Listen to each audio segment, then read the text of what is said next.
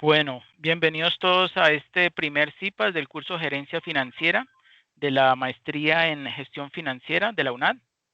El día de hoy vamos a ver inductores de valor, como yo les había comentado el miércoles, y voy a compartir con ustedes entonces mi pantalla con unas diapositivas que he elaborado para ustedes.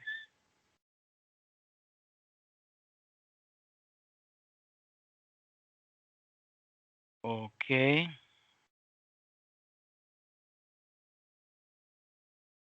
Por favor, me confirman si ya la ven ampliada, la diapositiva.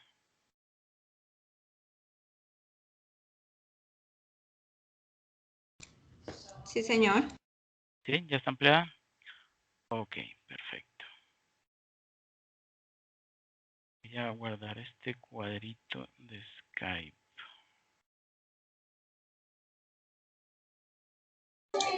Profe, una pregunta. En el acta de CIPAS, en la parte de abajo, hay nombres y cédulas donde dice para constancia se firma. ¿Los Bueno, borramos? ahí solamente donde dice firma, solo colocan su nombre, su apellido y abajito el número de la cédula, no más. Pero ahí hay unos nombres ya, ¿los borramos? Sí, por favor, bórrenlos. Sí, Listo. se me pasó.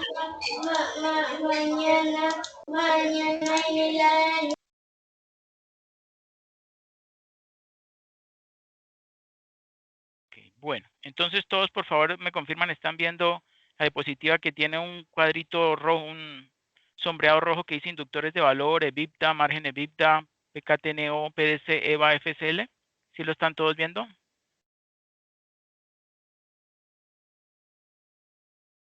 ¿Sí? Sí, profe. Ok, muchas gracias, Viviana. Bueno, pues ustedes como pueden ver ahí, esos son los inductores de valor que vamos a ver hoy. Son muy buenos. No son complejos, pero sí son de mucho detalle.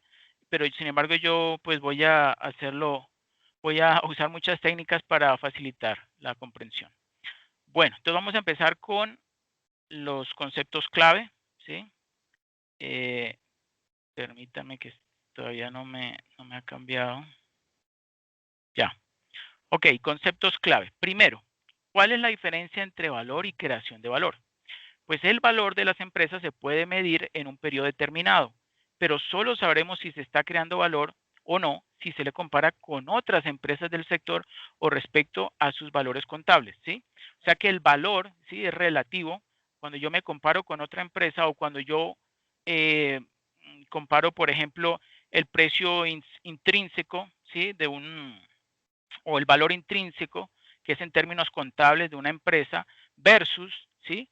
Por ejemplo, el precio de mercado o el valor extrínseco, ¿sí? Que sería, por ejemplo, una empresa que cotizara en una empresa sería el precio de cada una de sus acciones, ¿sí? El precio unitario de la acción de su empresa por la cantidad de acciones en circulación, ¿sí? Eso podría ser entonces un ejemplo de valor.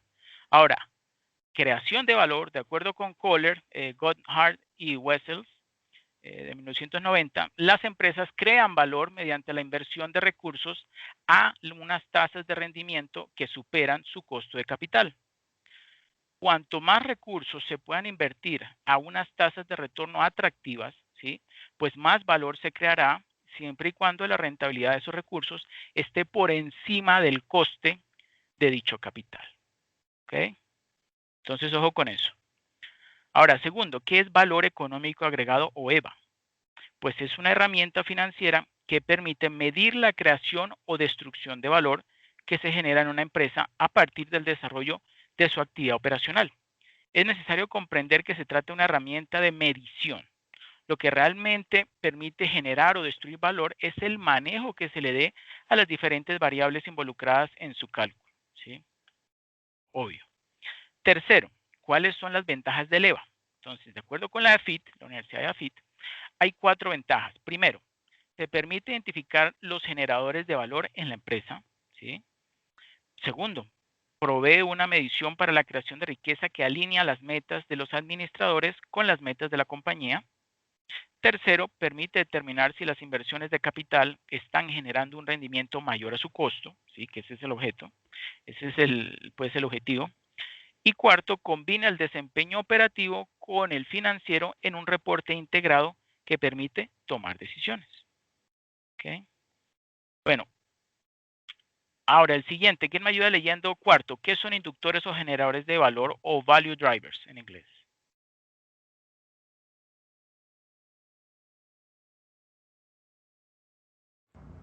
Yo, profe, yo leo. Ok. ¿Qué son inductores o generadores de valor o value drivers? Son indicadores que poseen una relación causa-efecto con la generación de valor en la empresa y permiten apreciar de manera más adecuada su desarrollo, como EBITDA, margen EBITDA, productividad de KTNO, palanca de crecimiento, productividad del activo fijo, rentabilidad del activo neto y flujo de caja libre. Perfecto, muchas gracias. Entonces yo les pregunto, ¿ustedes se acuerdan del EBITDA? Los contadores seguramente sí, ¿cierto? Sí, señor. La utilidad de tax, impuestos, depreciación. Definámoslo de alguna forma más sencilla. Incluso es Utilidad nuevo para mí. Es operativa la de operación. utilidad bruta de caja. Utilidad bruta de Ok. caja. ¿Ok? Definámoslo así todos. Utilidad bruta de caja. Bueno. Bueno. Vayan viendo esos términos porque ahorita se empiezan a definir. Bueno. Quinto, según García, Oscar García, ¿cómo se clasifican los inductores de valor? Porque él es quien ha hecho esta división, esta clasificación. Entonces se clasifican en macroinductores, ¿sí? Que agrupa a dos, el rendimiento sobre activos o ROA, Return Over Assets, y el flujo de caja libre o Free Cash Flow, ¿sí? Esos son los macroinductores, ¿ok? Luego están los inductores operativos, ¿sí? Que tienen que ver con la operación de la empresa, que son el EBITDA, la productividad del activo fijo, ¿sí? La palanca de crecimiento, que es una combinación entre la productividad del capital de trabajo neto operativo, que es lo que significa PKTNO, y el margen EBITDA, ¿sí?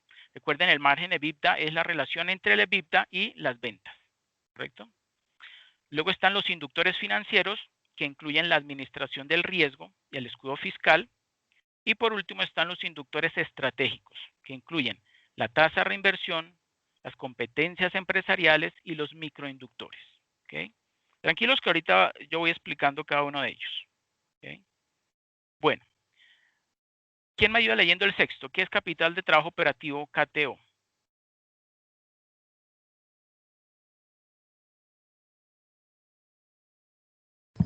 Yo, profe. Ok.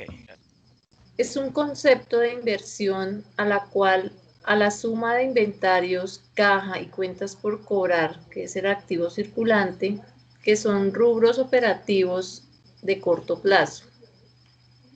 KTNO KTNO bajo representa poca necesidad de dinero para poder operar, es decir, algo bueno para la empresa. Correcto. Entonces yo vuelvo a leer. El capital de trabajo operativo, ¿sí? Es el capital de trabajo que conocemos como activos corrientes menos pasivos corrientes, pero solamente la parte o las cuentas que tienen que ver con la operación de la empresa, ¿sí? Entonces, por eso este autor, García, él define este indicador, capital de trabajo operativo, KTO, como tres cuentas exclusivas: inventarios, caja y cuentas por cobrar, ¿sí? Eso es capital de trabajo operativo. ¿Okay? Ahora veamos el siguiente, que es capital de trabajo neto operativo, ¿sí? Neto. Pues bueno, obviamente es un indicador financiero, ¿sí? Que sirve para determinar la porción del flujo de caja, ¿sí? Esa frase porción de flujo de caja hace referencia a recursos, es decir, a dinero que queda retenido o mantenido en la estructura del flujo de caja de las empresas, es decir, recursos que finalmente no logran convertirse en flujo de caja libre o caja liberada por la empresa, ¿sí? El capital neto de trabajo operativo o KTNO concentra su atención específicamente en el componente operativo de la empresa, lo que les acabo de mencionar. Por eso la fórmula para calcular el KTNO solo contempla las cuentas involucradas en la operación principal de la empresa, es decir, cuentas por cobrar, o sea, cartera, inventarios, ¿sí? Efectivo, y le resta, ojo, las cuentas por pagar a proveedores. ¿Ok? O sea que la diferencia entre KTO y KTNO es que al KTO, el capital de trabajo operativo, se le restan las cuentas por pagar a proveedores, ¿sí? Entonces, eso significa que muestra de una manera realista lo que se está invirtiendo en el corto plazo para operar eficientemente. Y ojo con este indicador, que no es al que acostumbradamente analizamos que entre más alto de un resultado es mejor. No, este es al revés. Entre un KTNO más bajo o negativo es mejor para la empresa. ¿Quién me podría decir por qué? ¿Por qué cree que eso sucede? Porque de pronto no requiere recursos, o sea, tiene recursos de sobra para la operación. No tanto eso, sino por lo siguiente. Eso significa que los activos corrientes operacionales son mayores que los pasivos corrientes operacionales. Y eso significa, ¿cierto?, que esos activos corrientes operacionales no están rotando con rapidez y que por lo tanto se están acumulando, ¿sí? Eso es lo que pasaría si diera un KTNO positivo, ¿sí? O sea que entre más bajo sea, significa que la empresa es más eficiente manejando sus activos corrientes operacionales. ¿Sí está claro?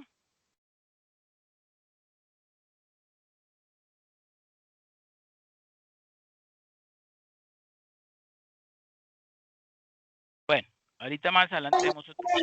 Profe, una pregunta, en el punto 6 donde dice KTNO bajo, que está en amarillo, ¿ahí es KTNO o KTO? A ver. KTNO. Sí, no. Ese es de KTNO, ese es del de abajo, ese es el de abajo. Sí. Ese es el de abajo. Digamos que este capital de trabajo operativo, el KTO, es muy similar al capital de trabajo, ¿sí? Podemos, si ustedes se acuerdan, capital de trabajo, capital neto de trabajo, era activos corrientes menos pasivos corrientes, ¿cierto? ¿Sí? Es decir, que a estas tres cuentas, si le agregamos inversiones temporales, quedaría igualito, ¿cierto? Al capital neto de trabajo. Pero este autor, García, él dice, no, yo voy a tomar solamente estas tres cuentas, inventarios, caja y cuentas por cobrar, ¿ok? Pero es algo muy similar al capital neto de trabajo, ¿sí? O sea, el capital necesario, requerido para poder operar la empresa. ¿Sí? Esa es la idea. Y un capital de trabajo, en términos generales, un capital de trabajo, es bueno mantenerlo en ciertos niveles. No es recomendable tenerlo ni muy alto ni muy bajo, sino en el valor que sea que se ajuste al ciclo de efectivo, ¿sí?, de la empresa, ¿sí? ¿Por qué? Porque si es muy elevado la cantidad de activos corrientes, pues obvio, no va a tener que recurrir a préstamos, o sea, no quedarse líquido en algún momento, pero también estaría dejando de aprovechar esos recursos para conseguir algún tipo de rendimiento, ¿cierto? Y la empresa siempre está tratando de invertir sus recursos pues para conseguir una mayor rentabilidad, ¿cierto?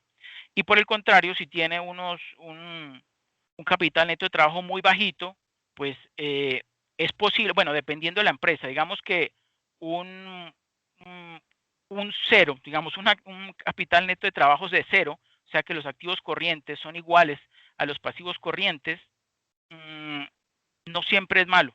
Lo que pasa es que hay cierto nivel de riesgo de que podría quedarse líquido en algún momento, ¿cierto?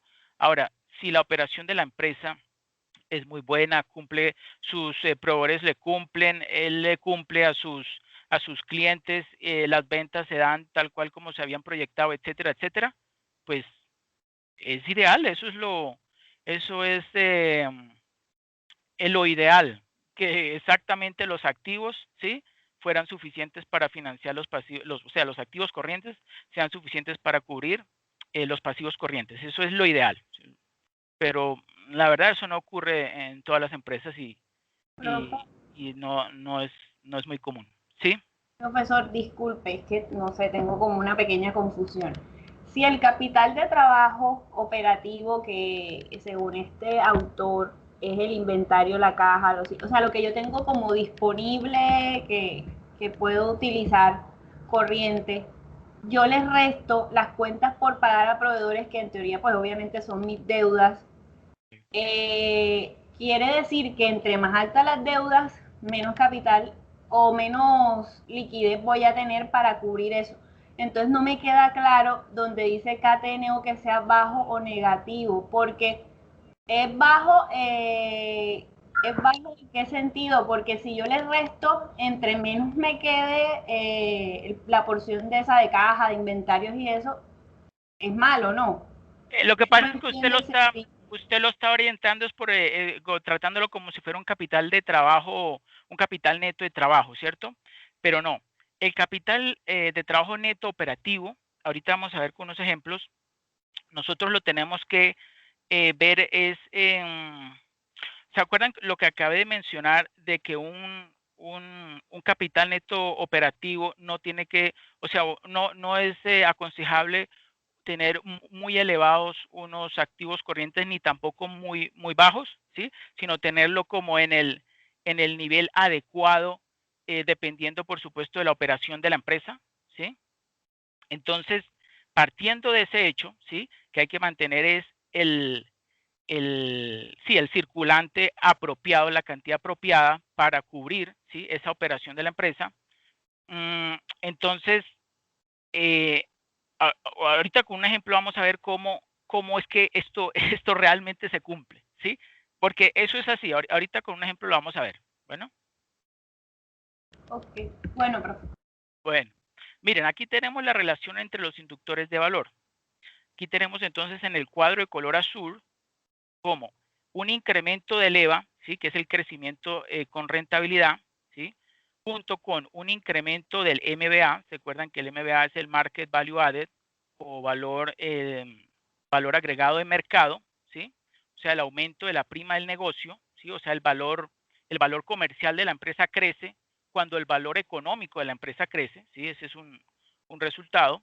Entonces, esos ambos hacen, ¿sí? Que el valor agregado de la empresa aumente. ¿Sí? Y hay unos inductores, o sea, que son unos indicadores que inducen, ¿sí? A la empresa a crear valor, a aumentar el valor de la empresa. Entonces vemos allí, por ejemplo, esta clasificación, que están los macroinductores, donde encontramos la rentabilidad del activo ROA, el flujo de caja libre, ¿sí? Luego, debajito encontramos los inductores operativos y financieros. Los que tienen de color rojo son los operativos y los que tienen azul, los que tienen letra de color azul, que son el costo de capital, la administración del riesgo y el escudo fiscal, son los financieros, ¿sí? Y más abajo tenemos los inductores estratégicos, ¿sí? Que son la tasa de reinversión, las competencias esenciales y los microinductores. ¿Ok? Bueno, yo voy a explicarles algo, ¿sí? Es lo siguiente. El principal inductor financiero, ¿sí? Dentro de estos de color azul, el más importante es el costo de capital, ¿sí? Este que está acá, costo de capital, ¿sí? Que está asociado con la administración del riesgo y el escudo fiscal, ¿sí? El riesgo, esta administración del riesgo, ¿sí? Tiene que ver con ¿qué? Con el costo promedio ponderado de capital, ¿cierto? Que ahorita más adelante lo vamos a ver. Y el escudo fiscal, pues como su nombre lo dice, tiene que ver con el pago de impuestos, ¿sí? Entonces, la administración del riesgo se relaciona con la forma como el empresario define y administra su estructura operativa y financiera, mientras que el escudo fiscal está relacionado con la forma como se aprovechan los beneficios tributarios. El beneficio tributario de la deuda y el riesgo de la empresa inciden en el valor de la empresa, ya que un menor riesgo acompañado de un mayor beneficio tributario, pues al implicar un menor costo de capital, produce un mayor valor presente de los flujos de caja libre y en consecuencia un mayor valor agregado de mercado, o sea, de MBA. ¿Okay? Ahorita suena un poquito confuso, pero vamos a ver ahorita más adelante unos ejemplos. Y los inductores estratégicos, los que vemos aquí en la última franja de color violeta, ¿sí?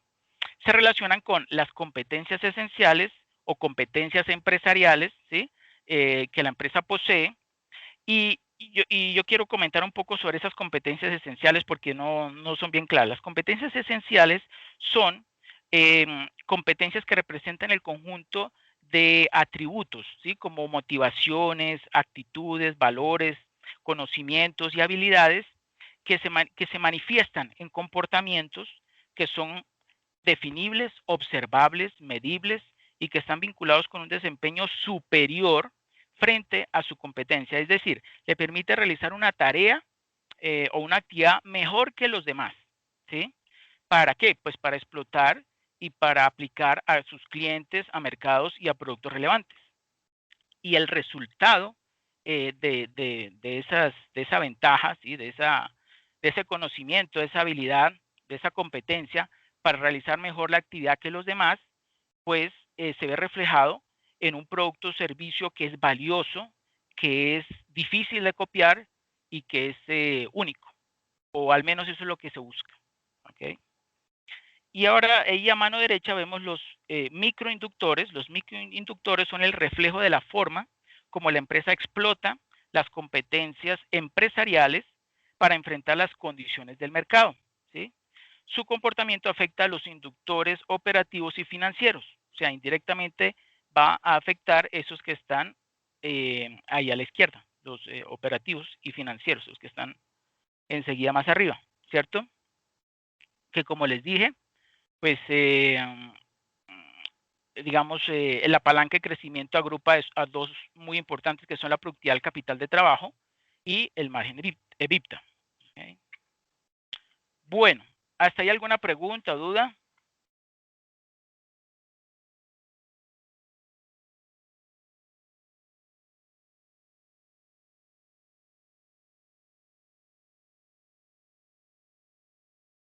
Bueno, sigamos. ¿Sí? Yo sé que están de pronto un poquito confundidos, pero ahorita vamos a aclarar varias cosas. ¿Quién me ayuda leyendo el 8? ¿Qué es productividad del capital de trabajo neto operativo?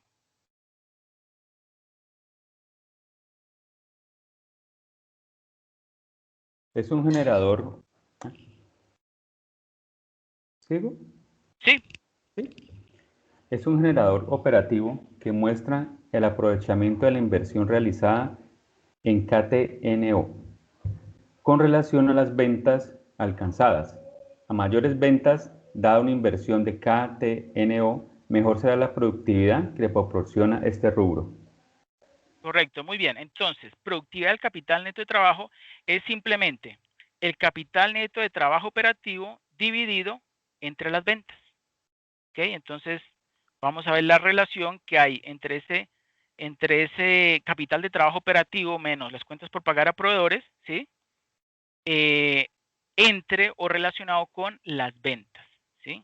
¿Y qué es lo que se busca? O cuando se dice que un KTNO está siendo mejor aprovechado o no. Pues si dadas un mismo nivel de ventas, ¿sí? Se produce un KTNO más bajo, pues significa que la empresa es más eficiente en el manejo de su capital de trabajo. ¿Ok? Ahora, noveno, ¿qué es EBITDA o resultado operativo?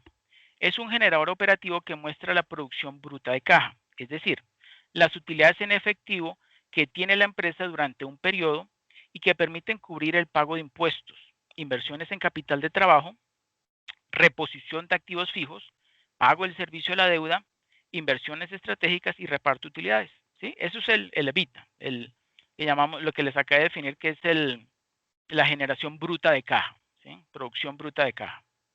¿Sí? Ahora, ¿qué es el margen EBITDA? ¿Sí? Todos los márgenes siempre tienen que ver es con ventas. ¿Ok? Entonces, son los centavos que por cada peso de ingresos, ¿sí? O sea, de EBITDA, de producción bruta de caja, se convierten en caja, ¿sí? Con el propósito de atender el pago de impuestos, apoyar las inversiones, cubrir el pago de la deuda y repartir beneficios.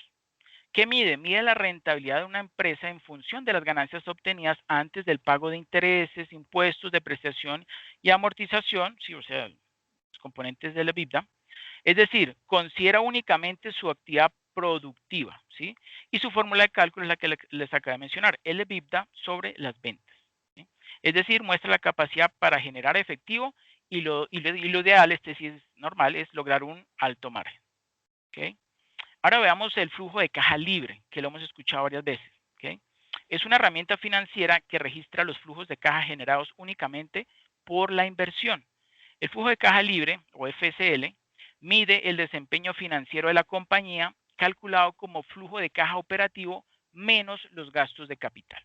Ahorita vamos a ver un ejemplo. ¿Hasta ahí tienen alguna pregunta o duda?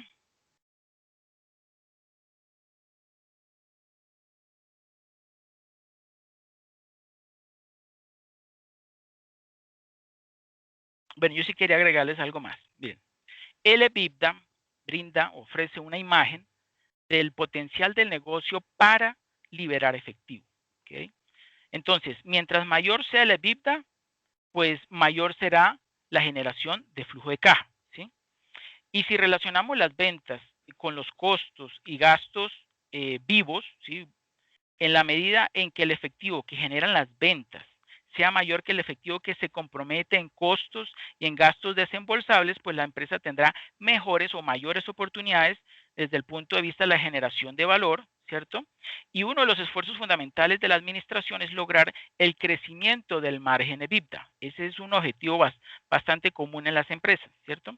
Esto indudablemente se refleja en una mejora operacional del negocio y se incrementan las posibilidades de permanencia, crecimiento y de generación de valor.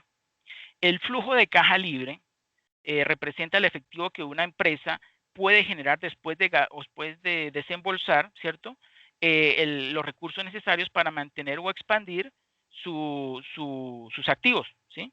Y el flujo de caja libre es una evaluación de la cantidad de efectivo que genera una compañía después de contabilizar todos los gastos de capital, como también, por ejemplo, inversiones en edificios, o sea, en activos fijos, en propiedades, planta y equipo. ¿Okay? Y el exceso de efectivo, ¿sí? que queda después de cubrir eso, pues se usa para expandir la producción, para desarrollar nuevos productos, para adquirir nueva maquinaria o nuevos activos, pagar dividendos, distribuir dividendos y también para reducir la deuda. ¿Okay? Para eso es que se utiliza ese excedente de flujo de caja libre, que también se utiliza o lo requieren muchas instituciones cuando, por ejemplo, van a otorgarle crédito a una empresa, pues lo primero que hacen es ojear cuáles son los resultados que está dando el flujo de caja libre de una empresa, ¿sí? Incluso también para valorar una empresa, el flujo de caja libre es muy importante para ver si esos activos que tiene la empresa están generando recursos y tienen potencial, ¿sí? De incluso aumentar, ¿sí? Las ganancias o la rentabilidad de la empresa, ¿sí? Pues dadas las condiciones del mercado, obviamente. ¿Okay? Bueno, ¿quién me ayuda leyendo el 12? ¿Por qué EBITDA y margen EBITDA son generadores de valor operativo?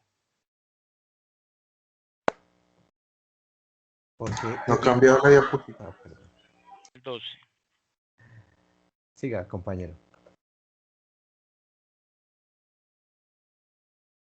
No, qué pena, dale, es que no me aparecía la diapositiva.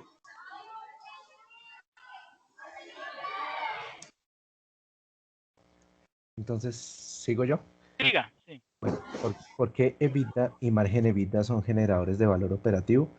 Porque en la medida en que la empresa libere más efectivo por cada peso de ventas, se tendrá mayor liquidez y mejores posibilidades. Y desde el punto de vista financiero, los compromisos se cumplen con efectivo y no con utilidades. Perfecto, muy bien. Sí está claro eso, ¿cierto? Una cosa es el EBITDA y otra el margen EBITDA, pero pues, como dice allí, los compromisos se cumplen es con efectivo y no con utilidades, ¿sí? La liquidez, ¿cierto? Bueno. 13. ¿Qué es productividad de los activos fijos o PAF? Es la capacidad que tienen los activos, ¿sí? Los activos fijos, perdón, de contribuir en la generación de ventas. Su objetivo es determinar la forma más eficiente de administrar los activos fijos de la compañía para que se generen los máximos ingresos posibles con la menor cantidad posible de inversión, ¿sí? Es decir, relaciona ventas sobre activos fijos. Y aquí ocurre lo mismo con el anterior. Si yo genero, hay dos empresas que estoy comparando, ¿sí? Ambas me dan una utilidad de 100 millones, ¿sí? Pero una necesita o requiere activos por 1.000 millones y la otra requiere la mitad, solo 500 millones para generar 100 millones de utilidades. Díganme ustedes cuál de las dos tiene un resultado mejor de productividad de los activos fijos. La segunda es más eficiente. Exactamente. Exactamente, correcto. Bueno, muy bien. 14, ¿qué es margen neto? ¿Sí? Pues es un indicador que refleja la capacidad de la organización para convertir los ingresos que recibe en beneficios. En otras palabras, permite saber si se está realizando un eficiente control de costos, ¿sí? Su fórmula de cálculo es utilidad neta sobre ventas, ¿sí? Ese, pues, ustedes seguramente ya lo habían escuchado antes. Hay margen bruto, margen operacional y margen neto, ¿cierto? Muchas veces ocurre que el margen bruto de una empresa es elevado, ¿sí? Y luego cuando va a calcular el margen operativo, ¿sí? Que tiene que ver con las actividades precisamente de operación de esa empresa, a veces se reduce bastante ese margen, ¿sí? Al pasar de margen bruto a margen operacional. ¿Por qué? Porque muchas veces hay unos gastos que se están excediendo, ¿sí? O que son muy elevados en comparación, por ejemplo, con la empresa, con la competencia, ¿sí? Que seguramente tiene un mejor manejo una menor cantidad de costos y de gastos, ¿sí? O que incluso los maneja contablemente mejor, por ejemplo, al llevarlo en la contabilidad como un CAPEX, ¿sí? En lugar de un OPEX, pues eso ayuda mucho en términos de reducción de pago de impuestos, y pues eso ya puede ser una ventaja y claro, para que sea considerado como CAPEX, pues tiene que cumplir con unos requisitos, y es que genere valor, ¿sí? Para la empresa, o que reduzca, ¿sí? Reduzca o que mejore, que mejore la producción, que tenga algún tipo de impacto positivo en la producción de la empresa. Entonces se puede considerar como un CAPEX, y el CAPEX tiene un beneficio tributario, una reducción en la parte contable para las empresas, bueno, en este caso manufactureras, ¿sí? Ok. Profe, qué pena, ¿Sí? ¿me podría regalar un ejemplo de OPEX? Sí, mire, OPEX son, CAPEX son capital expenses, ¿sí?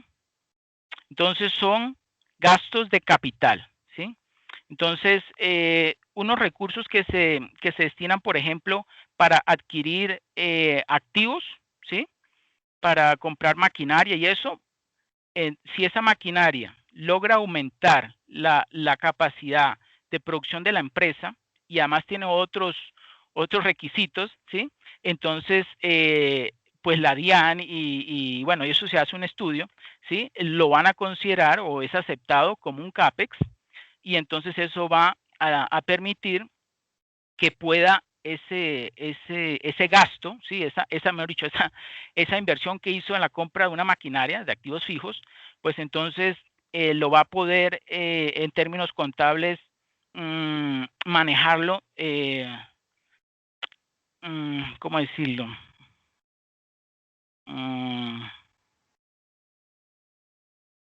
Los gastos de intereses, ¿sí? Cuando se van a calcular los gastos de intereses y se es considerado como CAPEX, entonces va a tener ese beneficio del no pago del impuesto de renta, como si fuera un gasto financiero.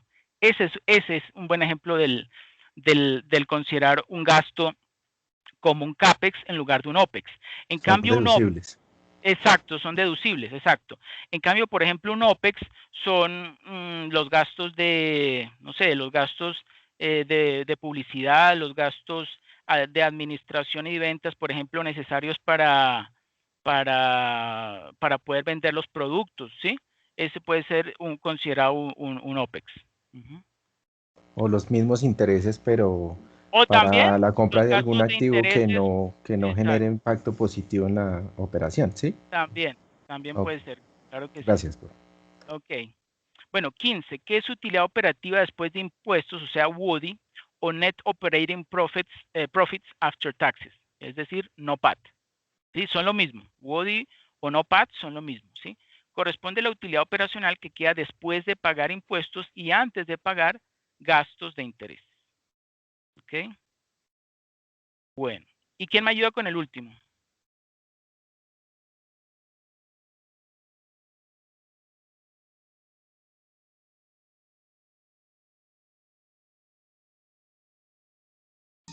¿Cómo se puede aumentar el valor de una empresa? Por medio del incremento en el flujo de caja libre y del aumento en la rentabilidad del activo. Correcto, muchas gracias. Así, entonces miren, si una empresa logra aumentar el flujo de caja libre y aumentar la rentabilidad del activo, obligatoriamente va a incrementar el valor de la empresa, ¿sí? Pero si la empresa solamente aumenta el flujo de caja libre, pero no aumenta, sino que reduce la rentabilidad del activo, eso no se considera un incremento en el valor de la empresa. O al contrario, un aumento en la rentabilidad del activo, o sea, un ROA más elevado, ¿sí? Pero una disminución en el flujo de caja libre, ¿sí? Si eso se da, eso tampoco va a representar un incremento en el valor de la empresa, ¿sí? Una generación de valor no se va a considerar de esa forma. ¿Ok? Bueno, ahora veamos el EBITDA. El EBITDA entonces es el beneficio operativo que se calcula antes de descontar las depreciaciones y amortizaciones y por lo tanto si se quisiera hacer explícito en el estado de resultados, pues se adoptaría la siguiente forma. Entonces, ¿cómo? Las ventas, le restamos el costo de ventas, ese costo de ventas sin depreciaciones y amortizaciones y obtenemos el resultado bruto, ¿sí? Si a ese resultado bruto le restamos los gastos de administración y ventas, pues obtenemos el EBITDA o el resultado operativo, ¿ok? Y si a ese resultado operativo le restamos las depreciaciones, o sea, los gastos de depreciación y amortización, pues obtenemos el EBIT o resultado neto de explotación. Y al aislar las depreciaciones y amortizaciones del costo de ventas, ¿sí? Y los gastos de administración y ventas, pues quedan los costos y gastos que implican desembolso efectivo. Y por lo tanto, el EBITDA podría definirse como la diferencia entre los ingresos o ventas y los costos y gastos que implican desembolso de efectivo, ¿sí? Estos últimos, ¿sí? O sea, los desembolsos de efectivo son denominados costos y gastos vivos, ¿sí? ¿Se acuerdan que hace poco yo les dije de costos y gastos vivos? Son estos, son desembolsos, ¿sí? En efectivo, implican, o sea, son costos y gastos que implican desembolso de efectivo, ¿sí? Inmediato. Entonces, ventas menos costos y gastos en efectivo, ¿sí? Va a ser igual al EBITDA, es otra forma de calcular el EBITDA, ¿sí? Y si a ese EBITDA le restamos los gastos de depreciaciones y amortizaciones, pues conseguimos el mismo resultado operativo. ¿Ok?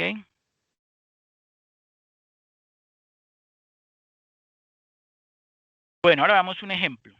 Suponga que la empresa Supermarket arrojó en los 2 últimos años los siguientes resultados. Obtuvo unas ventas en el 2018 de $100,000. En el 2019 de $125,000, es decir, que hubo un incremento del 25%, ¿sí? En las ventas. Y el resultado operativo en el 2018 fue de 30,000, ¿sí? Y en el 2019 fue de 39,000. Es decir, hubo un incremento del 30%. ¿Okay? Entonces, desde el punto de vista de la gestión gerencial y asumiendo que las ventas se comportaron según lo presupuestado, pues los números permiten afirmar que desde el punto de vista operativo, su desempeño fue muy bueno, ya que operó lo que se denomina el apalancamiento operativo, porque el crecimiento de la utilidad operativa, es decir, ese 30% de incremento, ¿sí? Fue proporcionalmente mayor que el crecimiento de las ventas, que fue el 25%. ¿Ok? 30 versus 25, ¿sí? Eso significa que el margen operativo, es decir, el rendimiento operativo dividido entre las ventas debió aumentar en el 2019 en relación con el 2018 y efectivamente así fue. Pasó del 30% al 31,2%. ¿Por qué digo yo que 31,2% si ahí no se ve? Porque ahí yo le puse entre paréntesis. Ese 39,000, si lo dividimos entre 125,000, da 31,2%, ¿sí? En cambio, el otro, esto es en el 2019. Y en el 2008, pues es efectivamente 30,000 entre 100,000 son 30%, ¿sí? Entonces, realizando los cálculos respectivos, eso significa que se aprovechó la capacidad instalada y técnicamente eso se conoce como un apalancamiento operativo favorable. ¿Ok? Bueno, ahora veamos un ejemplo de margen EBITDA. Ya vimos de EBITDA, ahora veamos un ejemplo de margen EBITDA. Suponga ahora que los cargos por depreciaciones y amortizaciones de la empresa registrados en su cuenta de resultado fueron de 16 millones en cada año, ¿sí? Como vemos allí, en la quinta fila, depreciaciones y amortizaciones son de 16,000 porque lo tenemos en miles de dólares, ¿sí? Bueno, con esta nueva información se puede calcular el EBITDA y observarse en qué proporción se incrementó, ¿sí?, con respecto al 2019. Entonces, vemos, igual que en la anterior, las ventas estaban en 100.000 en el 2018, pasaron a 125.000 en el 2019, es decir, que hubo un incremento del 25%. El resultado operativo, ¿sí?, fue de 30.000 en el 2018 y pasó a 39.000 en el 2019, ¿sí?, es decir, hubo un incremento del 30%. El margen operativo, ¿sí?, es la relación entre el resultado operativo y las ventas, ¿sí?, es decir, para el 2018 fue 30% y para el 2019 fue 31,2%. Si luego a ese resultado operativo, ¿sí?, le sumamos las depreciaciones y amortización, o sea, los gastos de depreciación y amortización, pues obtenemos el EBITDA, ¿sí? En el 2018 fue 45.000 y en el 2019 fue de 55.000, ¿cierto? Es decir, hubo un incremento del 19,6%, ¿sí? Ustedes recuerdan que el margen EBITDA es la relación entre EBITDA y ventas, ¿sí?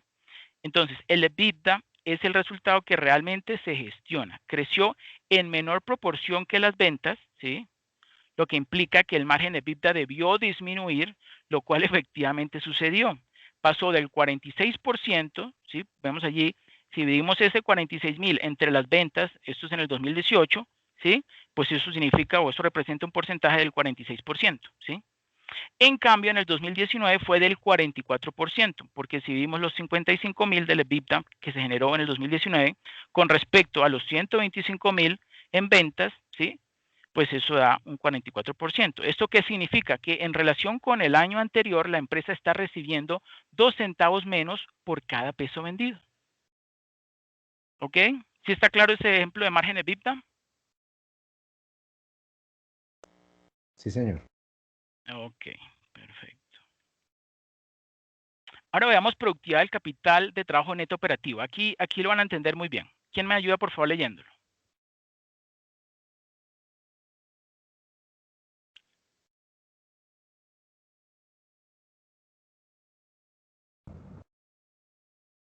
Este inductor operativo permite determinar de qué manera la gerencia de la empresa está aprovechando los recursos comprometidos en capital de trabajo para generar valor agregado para los propietarios, y es igual a capital de trabajo neto operativo sobre ventas.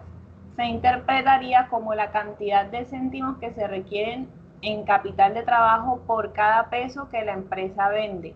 La eficiencia en la administración del capital de trabajo resulta de mantener una cifra lo más pequeña posible.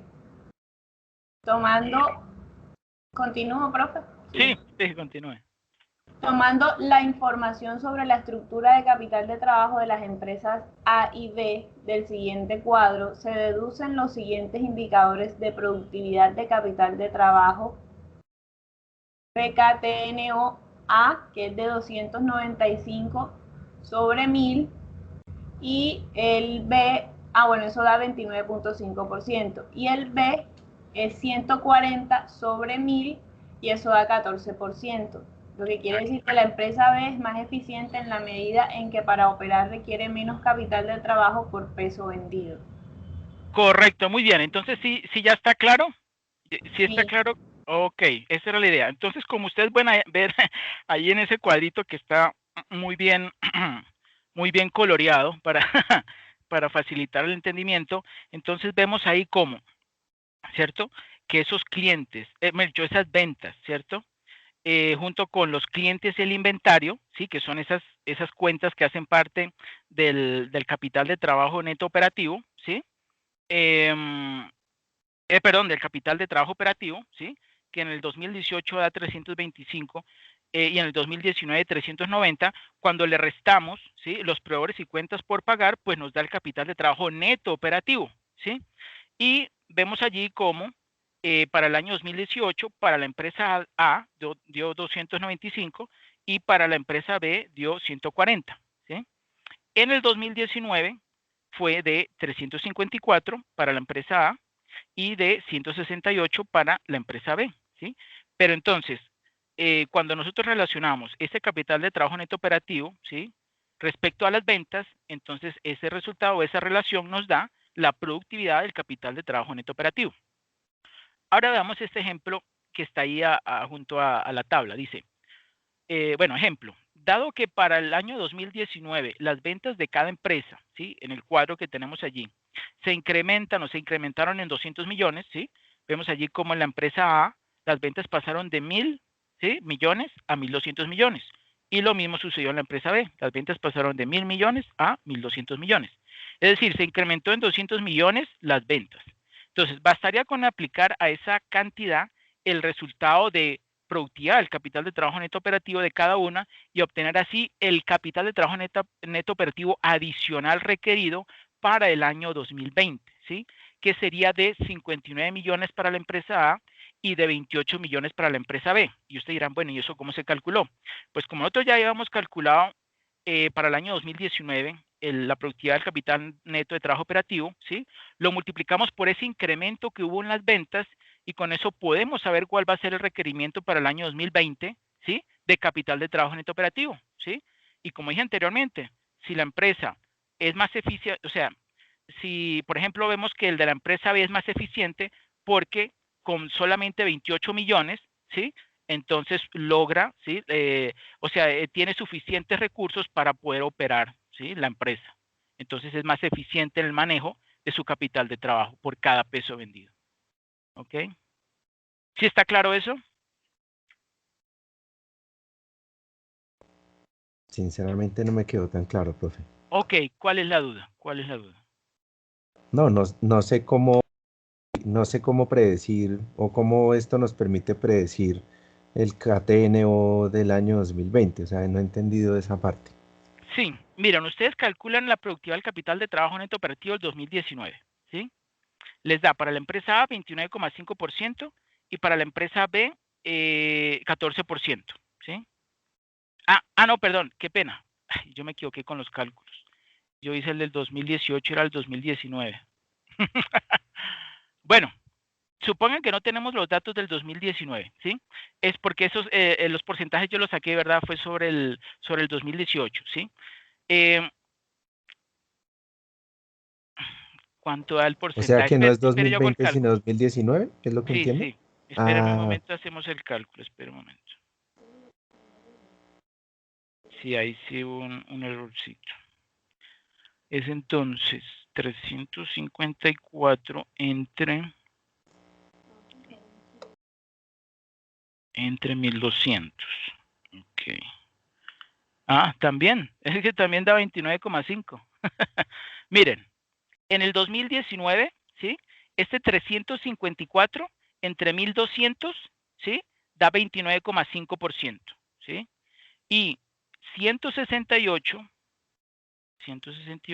entre 1200 da 14%. Sí, yo me acuerdo, daba el mismo porcentaje, ¿sí?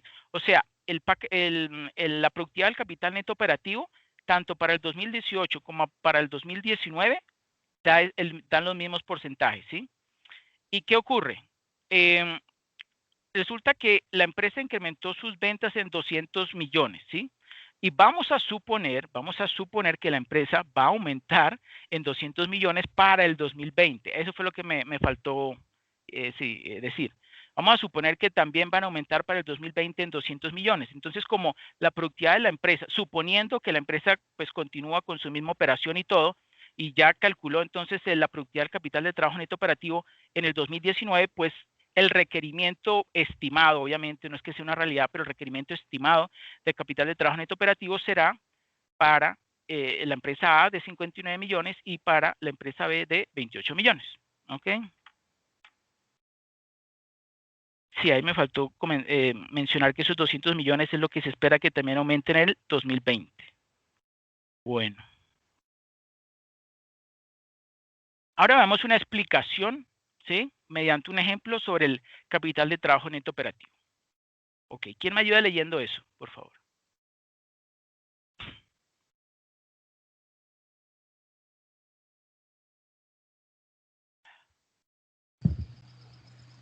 Yo, profe. El KTNO está muy relacionado con el flujo de caja libre y se calcula para obtener el valor de reposición del KTNO que se va a registrar en el flujo de caja libre. Ok. Y entonces ya vemos, hay una relación entre el KTNO, o sea, el capital de trabajo neto operativo, y el flujo de caja libre. Ahora vamos a ver ese valor de reposición de KTNO, ¿a qué se refiere? Aquí tenemos un flujo de caja libre, un ejemplo, ¿sí? Está simplificado, no está con todo, pero bueno, tiene unos importantes datos, ¿sí? Dice, la utilidad operativa son de 40.197.000, 197.000. Hay un pago de impuestos correspondiente al 32%, ¿sí? Que es de 12.863.000,40. Esa diferencia entre la utilidad operativa y el pago de impuestos me da una utilidad operativa después de impuestos, o sea, un WODI de 27.333.960. A eso le sumamos los gastos de depreciación, los gastos de amortización, los gastos de provisión, ¿sí? Y nos arroja un flujo de caja bruto de 29.884.960. A eso le quitamos la reposición de capital de trabajo neto operativo, que ahorita más adelante vamos a hacer el cálculo y ustedes van a ver exactamente de dónde provino esta reposición del capital de trabajo neto operativo, ¿ok? También le restamos la reposición de activos fijos, que es de 3.457.120, y eso nos da un flujo de caja libre de 13.157.840. Si a eso le restamos el servicio de la deuda, o sea, el pago de los intereses, ¿sí? De la deuda, y que está conformado, perdón, por abono a capital y pago de intereses, ¿sí? Que está ahí discriminado, pues nos va a dar un flujo de caja de los propietarios, que es el otro tipo de flujo de caja, el de los propietarios, que tendrá un valor negativo de 8.611.160. ¿Ok? Bueno, ahora viene un tema muy importante, que es el de los usos y fuentes, ¿sí? ¿Se acuerdan que yo les había comentado la vez pasada sobre lo de usos y fuentes? Yo les había comentado que era para la generación interna de fondos, pero no, era para el capital de trabajo neto operativo, ¿ok? Los recursos que obtiene la empresa se originan en una fuente y se consumen o son transferidos mediante determinados usos, ¿sí? O sea, fuentes y usos. Vamos a recordar algo que ustedes ya vieron. Entonces, una cuenta del activo, cuando aumenta el valor del activo, es un uso, ¿sí? Por ejemplo, utilizamos los recursos para comprar maquinaria, ¿sí? Es un uso que se hizo, ¿sí? Se gastó esos recursos para adquirir un activo fijo, ¿sí? Y cuando el activo disminuye, ¿sí? Entonces, por ejemplo, cuando se venden activos fijos, que eso se llaman desvalorizaciones, ¿sí? Desvalorizaciones, ¿sí? Porque la empresa, por decir algo, está ilíquido, ¿sí? Los bancos no le prestan, ¿sí? Porque de pronto su flujo de caja le está yendo mal. Entonces tiene la forma de conseguir recursos es vendiendo activos o vendiendo inventarios. Entonces ahí eso puede ser un ejemplo de una fuente de recursos, ¿sí? Ahora veamos el contrario, que son los pasivos y patrimonio, que sí tienen el mismo comportamiento, ¿sí? Cuando un pasivo aumenta, pues ¿qué es? Es una fuente de recursos, son nuevos recursos que me están entrando a la empresa y yo pues por supuesto les voy a hacer una destinación, ¿sí? Y por el contrario, cuando mis pasivos se reducen es porque seguramente con mi efectivo, ¿sí? Pues pagué o reduje esa deuda, ¿sí? Sería un uso. Y lo mismo pues funciona con el patrimonio, ¿sí? Bueno, ahora veamos este ejemplo, ¿sí? Bueno, no es un ejemplo, eso es una realidad. En un activo, ¿sí? Cuando un activo aumenta, que eso es un uso, pues eso se coloca en la cuenta T del activo, eso representa un débito, ¿sí? Y al contrario, cuando el activo disminuye, es decir, que es una fuente de ingresos, de recursos, pues eso se registra en el crédito, ¿sí? Con el pasivo patrimonio, que tiene el mismo comportamiento, pues es completamente el contrario, ¿sí? Se registra como débito cuando el pasivo o el patrimonio disminuyen, es decir, cuando es un uso de recursos, y se registra como un crédito cuando el pasivo o patrimonio aumentan, que va a representar obviamente una fuente de recursos, y como dije anteriormente, eso va a representar un crédito.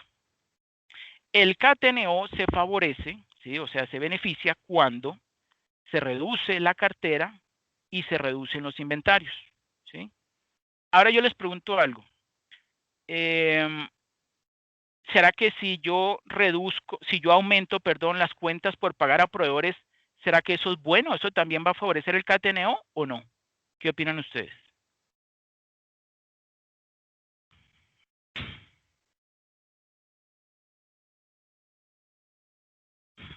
Pues o sea, la lógica ahí es que si se reduce los proveedores, eh, Cuentas por pagar a estamos proveedores. cuentas por pagar, sí, Sí, correcto. cuentas por pagar a proveedores. Las cuentas por pagar son un pasivo. Correcto. Entonces, al disminuir una cuenta del pasivo, estamos haciendo un uso, ¿cierto? No sé si esa es la lógica, voy bien ahí. Sí, Y al hacer un uso, pues, en este caso no se favorece el capital de trabajo neto. eso es correcto. Muy bien, muy bien. Eso es correcto. Bueno, aquí vamos a aplicar, ¿sí?, lo de usos y fuentes, pero a las tres cuentas que hacen parte del capital de trabajo operativo, ¿sí? Que son la cartera, los inventarios y los proveedores, ¿cierto? La cartera es un activo, entonces tiene el mismo mecanismo de que cuando aumenta la cartera es un uso, ¿sí?, de recursos, y cuando disminuye es una fuente. Los inventarios lo mismo, como es una cuenta del activo, ¿sí?, del activo corriente, entonces cuando aumenta es un uso y cuando disminuye es una fuente. Y los proveedores, si es un pasivo, entonces como todos los pasivos, cuando aumenta el valor de ese pasivo, de los proveedores, de las cuentas por pagar, pues va a representar una fuente, y al contrario, cuando disminuye, pues va a representar un uso. ¿Ok? Ojo, las fuentes aumentan el flujo de caja de la empresa. ¿Ok? Y el, el indicador capital de trabajo neto operativo se beneficia cuando disminuye la cartera, ¿sí?, o cuentas por cobrar, y los inventarios, porque esos movimientos son los que generan fuentes de recursos, y recuerden que las fuentes de recursos incrementan el flujo de caja de la empresa. Por el contrario, ¿sí?, los usos disminuyen esos flujos de dinero. ¿Mm? Y respecto de las cuentas por pagar a proveedores, cuando la empresa compra, se genera una fuente en la cuenta de proveedores. Pero también cuando la empresa compra, ¿sí?, se está generando un uso en la cuenta de inventarios, por lo que el efecto es neutro. ¿Ok? O sea, no es ni bueno ni malo, se neutralizan. ¿Sí? No se puede afirmar que para mejorar el capital de trabajo neto operativo hay que aumentar las compras a los proveedores. No. Para evitar reducir la cuenta proveedores, es decir, aumentar los usos, o sea, la utilización de recursos de la cuenta proveedores, es necesario reducir al máximo los pagos que se realizan a los proveedores, ¿sí?, durante el periodo. Y el resultado de KTNO se puede mejorar reduciendo la rotación de inventarios y también mejorando la rotación de la cartera. No se recomienda extender el plazo, o sea, aumentar el plazo de pago a proveedores como mecanismo para mejorar el capital de trabajo neto operativo, porque eso sería una solución artificial. El verdadero problema, ¿sí?, la causa raíz está es en mejorar, o sí, la rotación de la cartera y de los inventarios. ¿Sí? Bueno, ahora sigamos con este mismo ejemplo. Ahora vamos a ver el proceso de formación interno del capital de trabajo neto operativo, y en forma mensual, que es lo que normalmente se hace. Aunque también se puede hacer en forma trimestral, ¿sí? Pero lo más común es mensual. Vemos ahí entonces el estado de situación financiera, ¿sí? Ahí solamente he colocado las tres cuentas que utiliza el KTNO, que son cartera, inventarios y proveedores, para 4 meses, ¿sí? Y voy a calcular luego las variaciones, ¿sí? Variaciones entre, por ejemplo, mes 1, mes 2, ¿sí?, como lo vemos allí a mano derecha. Para el mes 2 y 3, entonces esos dos bloques. Y para los meses 3 y 4, pues el tercer y cuarto bloque, ¿cierto? Y bueno, ya yo hice los cálculos, esos son las variaciones. ¿Cómo calculé esas variaciones? Pues, por ejemplo, en el del mes 1 y 2 de la cartera, pues a 500 le restamos 400, da 100, ¿cierto? En inventarios a 600 le restamos 500, me da 100. Y proveedores pasó de 500, perdón, está en en el mes 2 estaba en 500 y en el mes 1 estaba en 300, pues hubo un incremento en 200, ¿cierto? Y ojo con los colores, ¿sí? Porque estoy utilizando los mismos colores que utilicé en la anterior diapositiva. Los usos son de color violeta y las fuentes son de color naranja, ¿sí? Bueno, aquí entonces, recordando eso mismo que acabé de mencionar, ¿sí? La cartera y los inventarios se comportan en forma igual, es decir, cuando aumenta es un uso y cuando disminuye es una fuente, y los proveedores es completamente al contrario. Cuando aumenta proveedores es una fuente y cuando disminuye es un uso. Entonces, ahora puedo pasar a determinar los usos y fuentes, ¿sí?, en este estado de situación financiera. ¿Cómo lo calculé? Ahí entonces podemos observar en ese cuadrito violeta. La variación positiva entre el mes 1 y 2 de la cartera, ¿sí? Que corresponde a 100, ¿sí? Estos 100 que están acá, ¿sí? Es un uso, ¿sí? Y si a ese uso que es de 100 le sumamos, o sea, más la variación positiva de los inventarios, ¿sí? Que también es de 100, pues nos va a dar un uso, ¿sí? De 200, ¿ok? Para este primer bloque mes 1 y mes 2, ¿sí? Ah, perdón. Profe, pero una pregunta ahí, ¿cuál es la lógica en que se aumentaron los proveedores en 200? Pues yo entendería que se aumenten los inventarios en ese mismo instante en los mismos 200, porque está distribuido entre cartera e inventario. O sea, es como si hubieran vendido casi que de inmediato 100 de esos 200. Es que eso depende, sí, eso depende, ¿no? O sea, digamos que las características de la empresa puede ser que una parte de su inventario, ¿sí? Lo vendió, o sea, no, ¿cómo decirlo? Una parte lo vendió a crédito y otro lo vendió en efectivo, ¿cierto? En cambio, el pago a proveedores, ¿sí? Puede ser normalmente ese ciclo, ese periodo de tiempo, ¿sí? Que nos otorgan nuestros proveedores normalmente, o eso es lo que se busca, que sea ese periodo de tiempo más, más largo, más extenso, más amplio que el periodo que yo le doy crédito a mis clientes. Eso es lo ideal, ¿ok?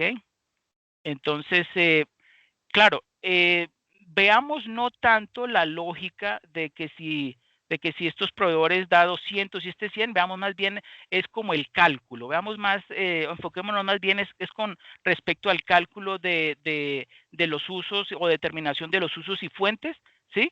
Porque esos valores, sí, puede incluso que no sean tan lógicos, pero yo simplemente lo tomé como ejemplo para que ustedes vean las operaciones, pues con cifras que no sean muy, sí, unos valores muy elevados, ¿sí? Pero la idea es que ustedes vean cómo se calculan los usos y fuentes, ¿ok? Ese es el objetivo, no tanto verle la lógica de que sí, que los inventarios, que no corresponde porque los proveedores están más altos, no. Vamos solamente es como la parte operativa, algebraica, ¿sí? Bueno. Después, entonces, si vamos a calcular las fuentes en ese primer periodo, entonces vemos que hay una variación positiva entre el mes 1 y 2 de proveedores, ¿sí? O sea, que corresponde a 200, y eso va a representar, ¿qué? Una fuente, ¿sí? Y luego vemos allí en el cuadro de abajo que cuando nosotros esos usos, ¿sí? Esa utilización de recursos, le restamos las fuentes, pues nos da un resultado de 0. No hubo ningún, sí, o sea, lo que se pidió y lo que se usó, pues dio exactamente igual, dio un total de 0, ¿sí? Ahora, para el siguiente periodo, de variación, es decir, mes 2 y 3, ¿sí? Entonces, esa variación positiva entre mes 2 y 3 de la cartera, ¿sí? Que fue de 100, ¿sí? Si a eso le sumamos esa variación positiva de inventarios, que también fue de 100, pues nos va a dar un resultado de 200 que corresponde a un uso, ¿sí? Por eso pues se los coloqué en color violeta. Y respecto a los proveedores, también en ese segundo bloque, variación entre el mes 2 y 3, pues esa variación positiva de los proveedores fue de 30, ¿sí? Y representa una fuente, ¿sí? Como ya vimos, todos los proveedores, cuando se aumenta el valor, representan una fuente. Y en el grupo del mes 3 y 4, hubo un incremento, una variación negativa, ojo, una variación negativa, ¿sí? De la cartera, esos menos 150, ¿sí? Y van a representar una fuente, ¿sí? Y si a esa fuente le sumamos también esa variación negativa de 80, de menos 80 que hubo en los inventarios, ¿sí? Pues esa también es una fuente y eso va a representar, como lo vemos allí en esta tablita de usos y fuentes, en la parte de abajo, ¿sí? De color naranja, que fue una fuente de 230. Y con los proveedores pasó al contrario, ¿sí? Con los proveedores, pues hubo una variación negativa, ¿sí? Entre este mes 3 y 4, ¿sí? Que corresponde no, perdón, es de 50, no de 200, de 50, ¿sí? Y que, como vemos allí, es un uso, ¿sí? Como lo vemos también aquí en la tabla, puesto que los proveedores se disminuyeron, pues eso va a ser un uso. Qué pena, no es 200, es 50, ¿sí? Bueno. pero sí lo vemos aquí en esta tabla, que está correcto, ¿sí? Los usos son 200 para el mes 1 y 2, 200 para el mes 2 y 3 y 50 para el mes 3 y 4. Y las fuentes son de 230 y 230. Eso nos arroja un total, ¿sí? O una variación, ¿sí? Un total de, para el primer bloque de mes de 1 y 2, 0. Para el mes 2 y 3, 170. Y para el mes 3, 180. Yo les pregunto, eso, de esas variaciones, ¿cuál es el que va a representar una, como un beneficio para el capital de trabajo neto operativo? ¿El de 170 o el de menos 180?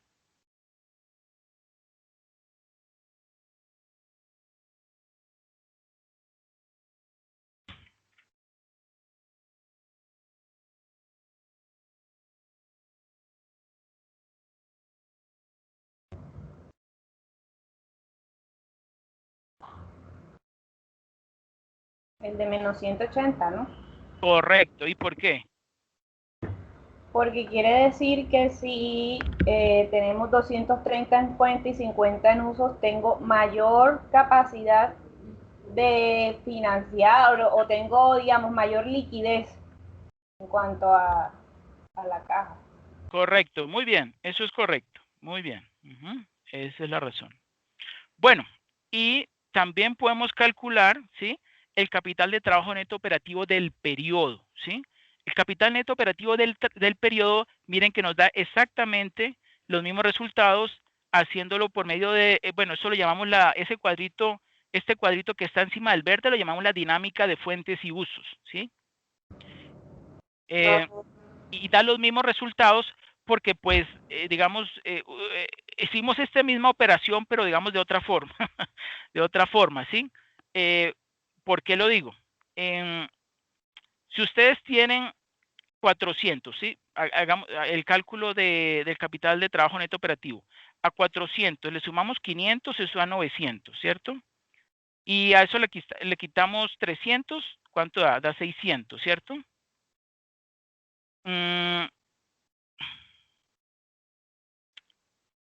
Espera un momento. No. Aquí eso es la diferencia. No. Qué pena. Bueno, ojo con esto.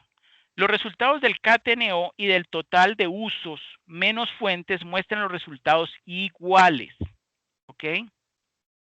¿Eso qué significa? ¿O eso qué beneficio tiene? ¿O eso qué, digamos, por qué hice ese cálculo? ¿Sí? Porque resulta que con la información del estado de situación financiera y aplicando la dinámica de usos y fuentes, yo puedo determinar, ¿sí?, cuál va a ser el capital de trabajo neto operativo del periodo, en este caso de cada uno de los meses, y en el momento en que yo vea, ¿sí?, que, por ejemplo, la cantidad de usos, la cantidad de usos que se va acumulando mes a mes está creciendo una mayor proporción que las fuentes, pues entonces muy seguramente al final del año, pues voy a tener un KTNO acumulado, ¿sí? Muy, digamos, muy malo para la empresa, o sea, con muchos usos, ¿sí? La idea o lo ideal es que las fuentes fueran superior a los usos, ¿sí? Pero si yo veo que eso está ocurriendo, pues la empresa puede entrar o sea, el área de la gerencia puede tomar medidas para pues determinar pues, las razones por las cuales eso está ocurriendo y con eso evitar de que al final del año, ¿sí?, pues entonces se incurra en una destrucción de valor, ¿sí? Porque esto todo se ve reflejado en el flujo de caja libre, ¿sí? O sea, un flujo de caja libre, digamos, no se va a generar suficiente flujo de caja libre como se quisiera si yo mantengo esta mes a mes una mayor cantidad de usos con relación a las fuentes. ¿Ok? Bueno. Y el KTNO acumulado, el que vemos allí a mano izquierda, ¿sí? Ese sí es el que yo les estaba mencionando ahorita, que se calcula como hacemos normalmente el KTNO, simplemente que lo vamos acumulando, ¿sí? Vemos allí, por ejemplo, en el mes 1, los 400 más los 500 me da 900. Si a ese 900 le restamos 300, me da 600, ¿cierto? Entonces, por eso, en este primer mes, en el mes 1, ¿sí?, del KTNO acumulado tengo 600. ¿Y qué ocurre? Resulta que cuando yo hice la dinámica de usos y fuentes, me dijo, mire, al analizar el mes 1 y 2, ¿sí? La variación o sea, no hubo variación, o mejor dicho, los usos y las fuentes se neutralizaron, entonces su KTNO acumulado para el siguiente mes, es decir, para el mes 2, va a continuar siendo 600, ¿ok? Y luego para el mes número 3, ¿sí? Va a incrementarse en 170, como lo muestra la dinámica de usos y fuentes que acabamos de calcular, y vean que pasó de 600 a 770. Y lo podemos comprobar también calculando el KTNO. Si a 600 le sumamos 700, eso da 1300. Y si a 1300 le restamos 530, nos da los 770, ¿sí? O sea que esta dinámica de usos y fuentes me va a ayudar como a pronosticar, ¿sí? A pronosticar cómo va a ser ese KTNO en el siguiente mes, ¿sí? Y, por ejemplo, el del tercer bloque, ¿sí? Entre el mes 3 y 4, que hubo una reducción en 180, efectivamente eso fue lo que sucedió. Así es, y lo podemos comprobar así. Si a ese 450 le sumamos 620, eso me da 1070, ¿cierto? Y si a 1070 le restamos 480, eso me da 590. ¿Ok? Entonces, el KTNO acumulado es el resultado del KTNO de varios periodos que se han ido acumulando. ¿Sí? Entonces, recuerden, hay un KTNO del periodo, ¿sí? Y hay un KTNO acumulado. ¿Está eso claro?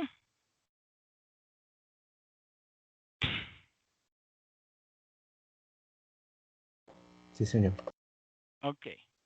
Ahora vamos a ver el análisis del KTNO. Miren lo siguiente. Vemos allí una cartera, ¿sí? Con cifras. En el año 1, 87.647.000 y en el año 2, 103.589.000. Es decir, hubo una variación de 18%, ¿sí? En términos porcentuales, obviamente. Y una variación en términos absolutos, ¿sí? De 15.942.000, ¿sí? Y ahí le puse en rojo malo, ¿sí? Malo. ¿Y por qué? Porque la variación creció más que la variación en ventas, ¿sí? Miren que la variación en ventas, aunque no he leído el de cartera, inventarios y proveedores, el de ventas fue del 9%. Entonces, si las variaciones en el KTNO, que recuerden el KTNO comprende cartera, inventarios y proveedores, y esa variación, toda variación superior a las ventas va a significar, ¿sí? Un flujo de caja libre menor, ¿sí? Y si por el contrario, las variaciones en las cuentas de cartera, inventarios y proveedores fueran inferiores a las de las ventas, ¿sí? Por lo que vimos que hay el efecto de eficiencia, la relación, digamos, inversa, ¿sí? Entonces, eso va a significar que es más eficiente en el manejo o que va a requerir menos capital de trabajo para poder operar, ¿sí? La empresa. ¿Ok?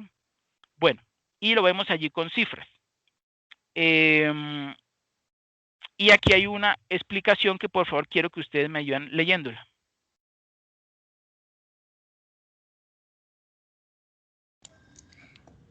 Yo voy, profe. En el año 2, la empresa se apropia, retiene o mantiene 13.270.000 de su flujo de caja por concepto de reposición del KTNO. Esto quiere decir que durante la mayoría de los meses, trimestres, etcétera, se obtuvieron más usos que fuentes, es decir, la cartera se acumuló y no logró recaudarse. Por tanto, no se convirtió en efectivo o los inventarios no lograron venderse.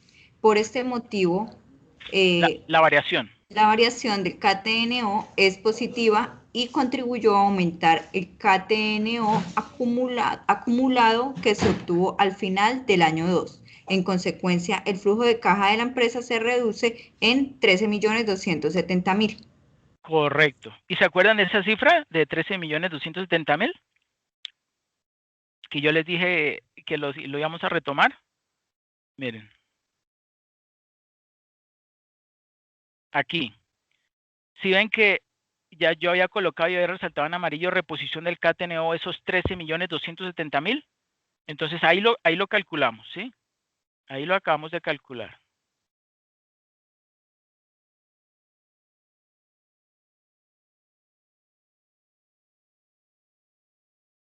¿Ok? ¿Sí está eso claro?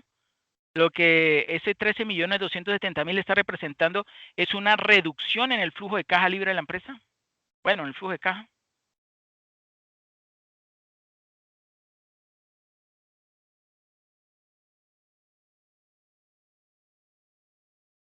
Miren lo que yo puse acá, en el de proveedores. Ese 10%, ¿sí? A ver, si él hubiera obtenido una variación del 9% o del 8%, habría sido algo bueno, no algo malo, ¿sí? Entonces, ¿por qué yo lo puse como malo? Porque es que esa variación fue superior al de las ventas, ¿sí? Pero si hubiera sido igual o inferior, ahí sí hubiera, ahí sí hubiera representado, ahí sí hubiera sido, sí, se hubiera convertido en una variación positiva, ¿sí? Para el KTNO. Dice allí, generó una fuente, pero no es suficiente para cubrir los usos de cartera e inventarios, ¿sí? Y como no es suficiente, entonces, pues, no se toma como una variación positiva para el KTNO. ¿Ok? Bueno. Ahora veamos otro concepto muy importante que es el de la palanca de crecimiento, ¿sí? O PDC. Ahí es que le está costando más para vender. Exacto, le está costando más para vender. Eso es correcto. Eso es correcto. Bueno, veamos entonces la palanca de crecimiento, ¿sí? Que es otro inductor de valor operativo, ¿sí? La palanca de crecimiento permite determinar qué tan atractivo es para una empresa crecer y por lo tanto da una idea con respecto a si el crecimiento, ese crecimiento, ¿sí? Agregará o no valor a los propietarios. ¿Cómo se calcula? Como el margen EBITDA, que es EBITDA sobre ventas, ¿sí? Y la productividad del capital de trabajo operativo, ¿sí? Que es, o se calcula como el capital de trabajo operativo, que son cuentas por cobrar más inventarios, menos cuentas por pagar a proveedores, menos efectivo, ¿sí? Sobre ventas. Entonces, en resumidas cuentas, es margen EBITDA sobre productividad del capital de trabajo neto operativo, ¿cierto? Como lo vemos allí abajito, en la fórmula que está aquí de color azul, PDC igual, margen EBITDA sobre PKTO, ¿sí?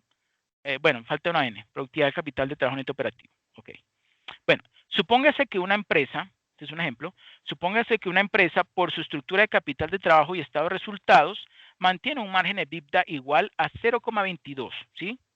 Mientras que su productividad del capital de trabajo operativo es de 0,35. Esto significa que si decide crecer, si la empresa desea crecer, entonces por cada peso adicional de ventas, ¿sí? Viene que las ventas están en el denominador, ¿cierto? Aquí está en el denominador y aquí también está en el denominador, ¿sí? Por cada peso adicional de ventas producirá 22 centavos de caja bruta, pero igualmente ese peso adicional demandará una inversión en capital de trabajo neto operativo de 35 centavos, ¿sí? Lo anterior significa que para poder vender ese peso adicional quedarían faltando 13 centavos, es decir, que dada esa estructura de capital de trabajo y margen EBITDA, ¿sí? El crecimiento no es atractivo, ya que estaría demandando cada caja, en vez de liberarla, ¿ok? Entonces, si hacemos el cálculo, ese 0,22 entre 0,35 da 0,62. Para que el crecimiento libere caja, el margen EBITDA debería ser mayor que el PKTO, que es la productividad del capital de trabajo operativo. Es decir, que la relación entre el primero y el segundo, ¿sí? Indicador debería ser mayor que 1. Cuando una palanca de crecimiento es menor a 1, se dice que hay una brecha entre el margen EBITDA y el PKTO. Pero cuando esa palanca de crecimiento es mayor a 1, se dice que hay un remanente, ¿sí? Veamos el siguiente ejemplo con números. Si hubiera dos empresas A y B con los siguientes valores de palanca de crecimiento, ¿sí? Por ejemplo, en la empresa A el margen de EBITDA es de 0,20 y el paquete o el productividad del capital del trabajo operativo es de 0,30, ¿sí? En el B es de 0,067, o sea, 6,7%, y el PKTO es de 0,10 o 10%, ¿cierto? Entonces, la palanca de crecimiento me da 0,67, ¿sí? Y el palanca de crecimiento de la empresa B me da también 0,67. Pero la brecha, ¿sí? ¿Qué es la brecha? ¿Qué creen ustedes que es la brecha entre el margen EBITDA y el PKTO? Es la diferencia al peso, porque por cada peso que está colocando el propietario le está costando 67 en apalancamiento. No, la brecha es aquí solamente es en términos algebraicos, ¿sí? Si yo a ese 0,20 le resto 0,30 del paqueteo, mire que me da 0,10, ¿sí? Y en la empresa A. Y en la empresa B, cuando a 0,067 le resto 0,1, me da, ¿sí? Menos 0,033, ¿sí? En ambos, pues la brecha es negativa. Pero ahí entonces viene la pregunta. ¿Cuál de las dos empresas se enfrenta a un problema más delicado? ¿Quién me ayuda leyéndolo? La de 0,10. Ajá. Y léame, por favor, la respuesta.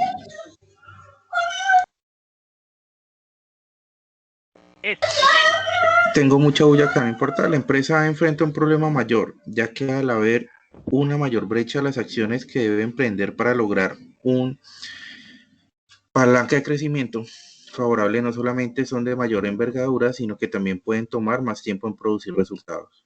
Correcto, muy bien, exacto. Entre mayor sea esa brecha, ¿sí? Eso va a necesitar más tiempo para mejorar esa situación y por supuesto también mayores recursos, ¿sí? Por eso dice que una mayor envergadura, ¿sí? Bueno.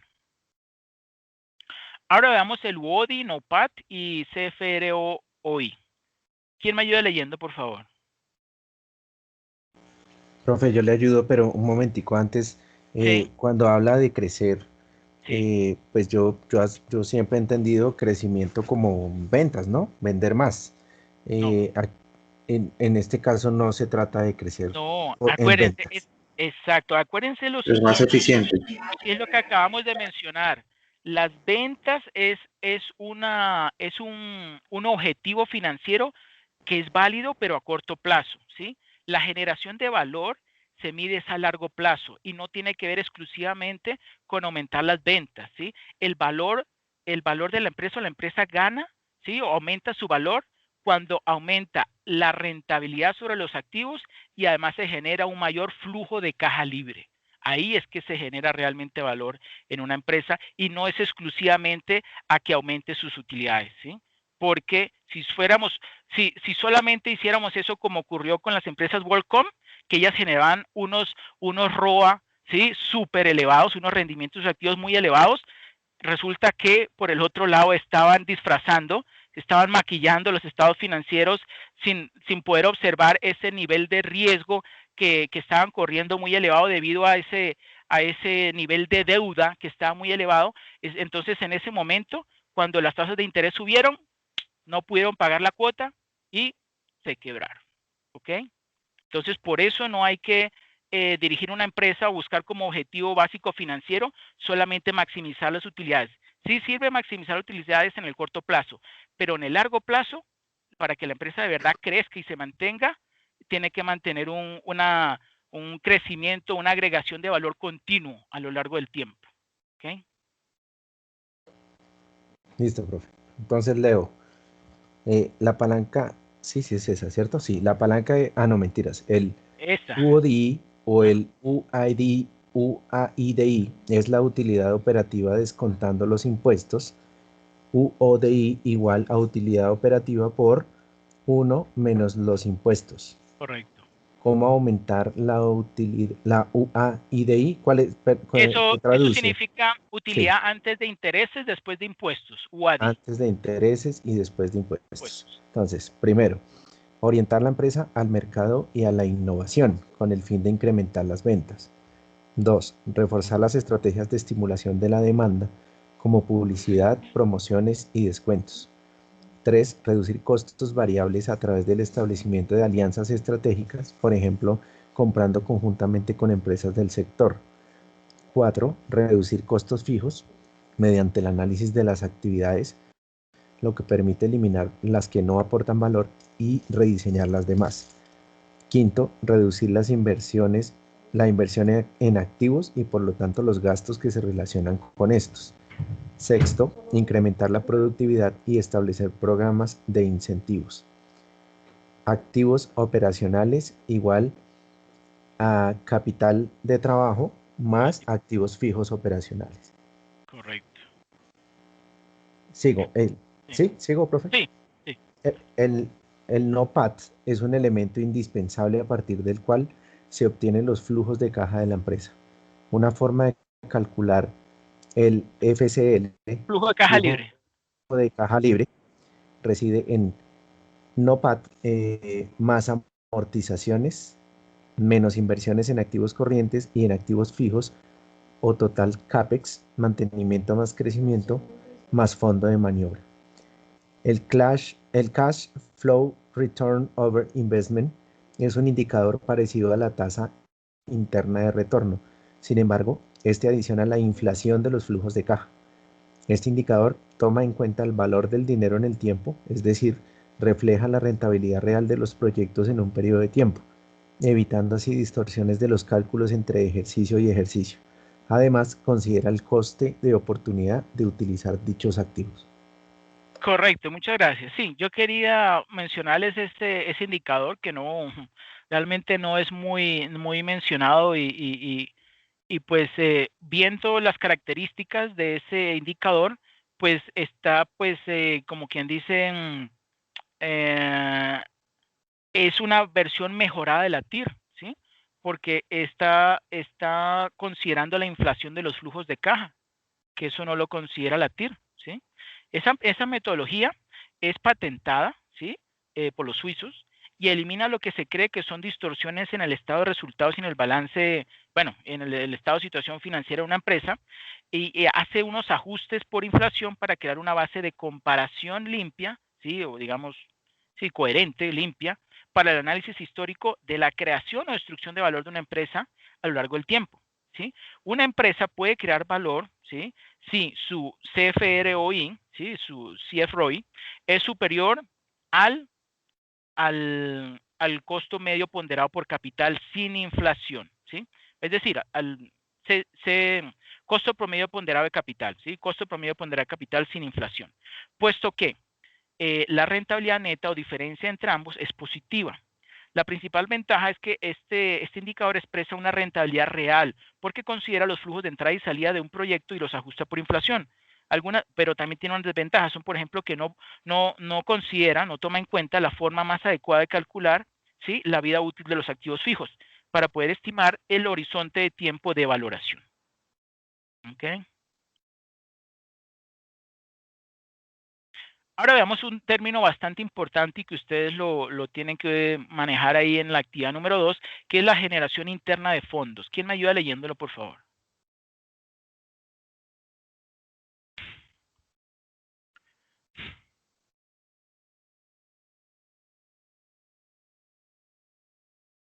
Profe, yo. Buenas Ok, noches. gracias. Bueno. Generación interna de fondos. Son los recursos propios de la empresa. Es la fuente más importante ya que representa los fondos que directamente se producen en la operación del negocio y da la pauta para evaluar las posibilidades a largo plazo de la empresa, asociadas principalmente con el crecimiento, el de reparto de dividendos y el pago de deuda financiera. La JIT es un valor que se descifra a partir del estado de resultados, sumándole o restándole a la utilidad neta las partidas que no implican ni implicarán movimiento de caja, por lo tanto se suman gastos como depreciación, amortización de activos diferidos, provisiones para protección de activos y pérdida en venta de activos, que son los más comunes. Se restan las ganancias en ventas de activos e ingresos diferidos, que son las partidas más comunes de encontrar en los estados financieros de las empresas. Resumiendo, utilidad neta del periodo, más depreciaciones del periodo, más amortizaciones de activos diferidos del periodo, más provisiones de protección de activos, más pérdida en ventas de activos, más ganancia en venta de activos, menos ingresos diferidos, es igual al JIT. Este recurso es clave ya que ayuda a determinar el crecimiento a largo plazo de la empresa o es propicio para medir el rendimiento esperado por los asociados mediante la distribución de utilidades. Perfecto, muchas gracias. Sí, Eso es correcto. Y quería agregar algo. Las provisiones, ¿sí? Las provisiones que se causan a costa de un aumento de los pasivos, como las prestaciones sociales o de impuestos, ¿sí? Esos no se consideran en el cálculo de la GIF, ¿sí? Puesto que son gastos que, si bien al causarse no implican un desembolso efectivo, pues sí lo van a implicar en el futuro, ¿sí? Por eso no se considera. Ahora damos un ejemplo de generación interna de fondos, ¿sí? Supóngase el caso de una persona que compró un camión para transporte de carga al principio del año por 100 millones, ¿sí? Y le realiza adaptaciones, ¿sí? Propios de la actividad por 3 millones, que se espera que sean útiles, ¿sí? Por 3 años. Todos los días, después de prestar los servicios con el vehículo, ¿sí? Esta persona, y una vez cubiertos todos los gastos que su operación implicaba, ¿sí? O sea, el pago de gasolina, aceite, repuesto, etcétera, pues esta persona depositaba el dinero que le quedaba como remanente en una entidad financiera. Al final del año, pues esa persona retira todos los ahorros y se encuentra con que tiene 45 millones disponibles, ¿sí? Si el transportador llevara la contabilidad de su negocio de acuerdo con las normas y principios generalmente aceptados, ¿cuál fue el valor de la utilidad neta durante el primer año? Ahí vemos entonces un desglose, ¿sí? De esa utilidad que, como vemos allí, se calcula así. A unos ingresos totales en efectivo que no sabemos cuáles son, ¿sí? Le restamos los egresos en efectivo, pero sí conocemos el disponible en efectivo, que son 45 millones, ¿sí? A ese disponible en efectivo, que es lo que realmente, digamos, él tiene, vamos a decir en billetes, 45 millones, si le restamos, aunque no es una salida de dinero real, quitamos la depreciación del periodo, que es 20 millones, esos 20 millones, ¿de dónde salen? Pues esos 100 millones, si el vehículo, pues por lo general tiene una vida útil de 5 años, entonces una quinta parte de los 100 millones son 20 millones, ¿cierto? Entonces, si a esos 45 millones le restamos la depreciación del periodo, ese gasto de depreciación del periodo de 20 millones, y le restamos ese gasto de amortización del primer año, que es de 1 millón. ¿Por qué 1 millón? Porque dijimos que él iba a invertir 3 millones, ¿sí? Durante 3 años, pues obviamente cada año pues le va a corresponder una tercera parte, ¿cierto? Entonces, esos 45 millones menos los 20 millones menos 1 millón, pues me da una utilidad neta de 24 millones, ¿sí?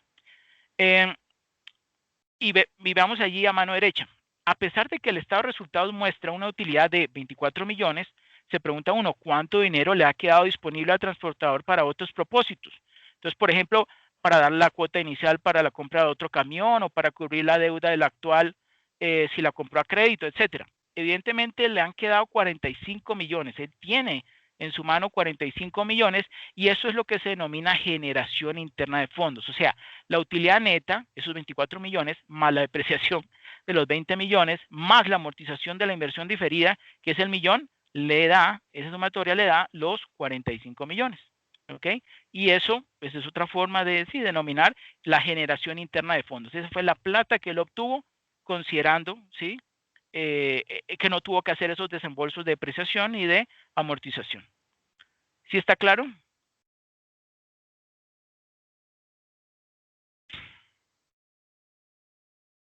Sí, señor. Ok. Ahora vemos el costo de oportunidad y el costo de capital. El costo de oportunidad y capital es el rendimiento al que renuncia el inversionista cuando acepta una inversión nueva, ¿sí? El costo capital, o CC, o costo de oportunidad del inversionista, es el mejor rendimiento esperado disponible que se ofrece en el mercado sobre una inversión de riesgo y plazo comparables con el flujo efectivo que se descuenta. ¿Okay? El costo de capital es un indicador que permite conocer el costo de los recursos financieros utilizados en la operación de la empresa y es de gran importancia en la toma de decisiones financieras, ya que sirve como referencia de la rentabilidad mínima que debe obtener la empresa con sus inversiones. Por eso es que es importante calcularlo. ¿Okay? Y el costo promedio ponderado de capital, CPPC o WACC, que es en inglés, ¿sí? Weighted Average Capital Cost, es el rendimiento mínimo que necesita ganar una empresa para satisfacer a la totalidad de sus inversionistas. Las empresas se financian de dos formas, con recursos propios, como les he mencionado, que provienen de los accionistas o inversionistas de la empresa y mediante endeudamiento con terceros, que esos pueden ser bancos, corporaciones financieras u otros. Dicho financiamiento implica la devolución del capital recibido más una remuneración causada por la utilización de dichos recursos. Ese costo se materializa en forma de una tasa de interés que corresponde a la suma ponderada de dos fuentes, ¿sí? Que son el equity o patrimonio y la deuda.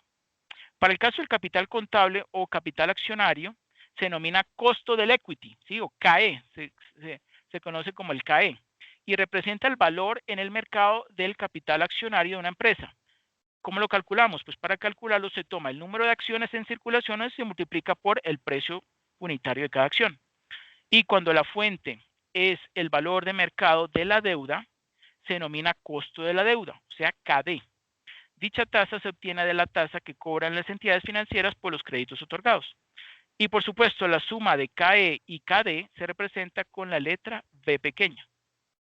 Es de vital importancia comprender que el costo de capital de una inversión depende del riesgo de esta. Y aquí tenemos la fórmula de cálculo.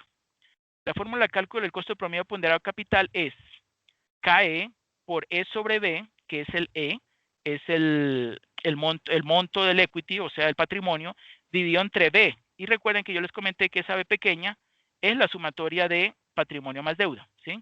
Entonces ahí estamos viendo la proporción del costo del capital o equity multiplicado por la razón entre el equity y la deuda, ¿sí? Más el costo de la deuda, también multiplicado por la deuda, bueno, en este caso en el numerador es la deuda, no el equity, sobre el B, que es la suma de los dos, ¿sí? Costo de la deuda más costo del equity, y eso multiplicado por 1 menos T, ¿sí? Entonces, ¿se acuerdan que yo les había comentado uno de los beneficios de financiarse por medio de la deuda? Ahí está precisamente reflejado ese beneficio tributario, ¿sí? Si ven que está multiplicado por 1 menos T, ese T es de taxes, de impuestos, ¿sí? Entonces, cuando la empresa se financia con deuda, entonces su impuesto de renta se disminuye, ¿sí? Porque eso es uno de los beneficios, pues, que ha sido internacionalmente aceptado para que las empresas, pues, ¿sí? Colaboren al sistema financiero, ¿sí? Podemos decir que así es. Bueno, una de las ventajas de financiarse con deuda es que el interés pagado por una corporación es deducible para fines de impuestos, mientras que el pago de dividendos a los accionistas no es deducible. Para fines prácticos, esto significa que el gobierno paga una parte del interés. Eso es lo que dice, ¿no? Bueno. Ahora veamos el EVA. ¿Quién me ayuda leyendo sobre el EVA, por favor?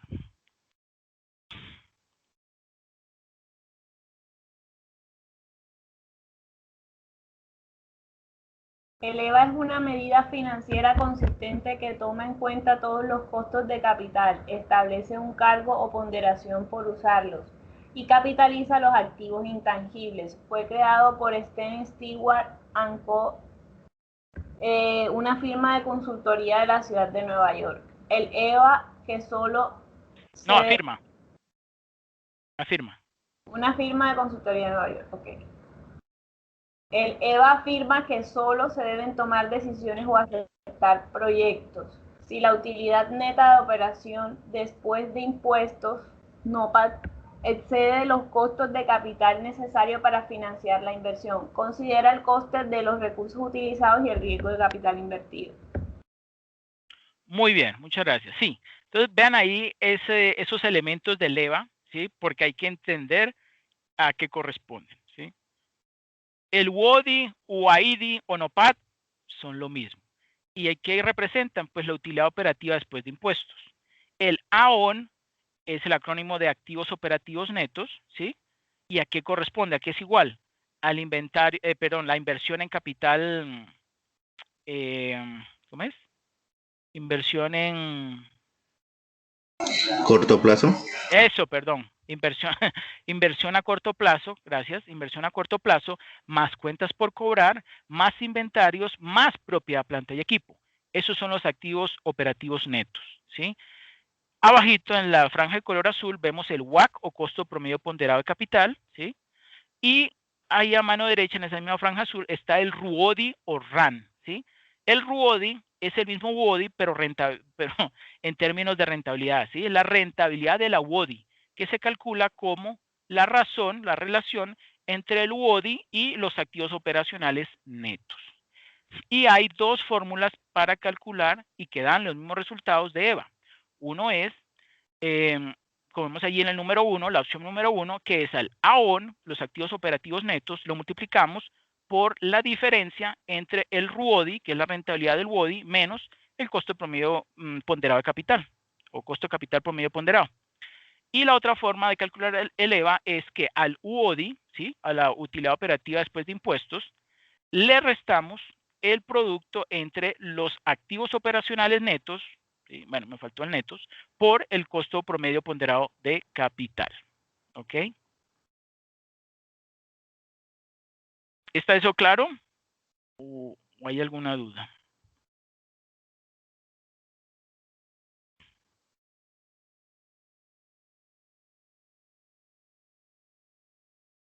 A ver, yo les pregunto algo. Aquí en el anterior, en este. ¿Qué método normalmente utilizan las empresas para calcular el costo del equity? A ver si de pronto alguien sabe. No es un tema que tiene que ver con este curso, pero a ver si de pronto alguien sabe.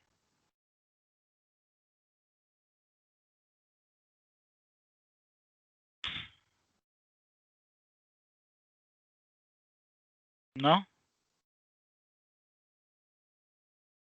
Bueno, yo les adelanto. Una metodología muy utilizada para calcular el costo del equity es el CAPM, ¿sí? Capital Asset Pricing Model. ¿Ok? Bueno. ¿Y quién me ayuda leyendo estos 3 puntos, porfa?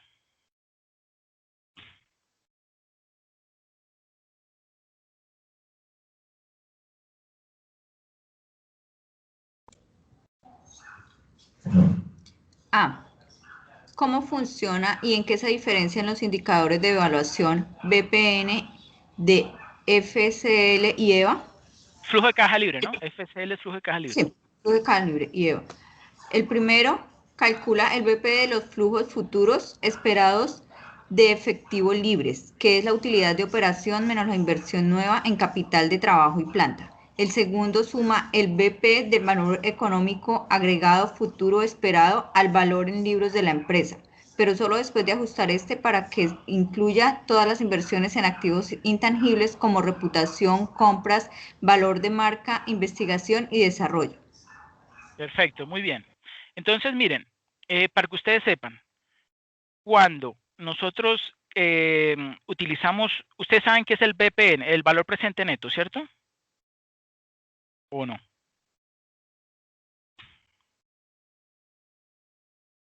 Bueno, el valor presente neto es un indicador dinámico, ¿sí?, que se utiliza muy a menudo para evaluar, ¿sí?, el rendimiento o la rentabilidad de los proyectos de inversión. ¿En qué consiste?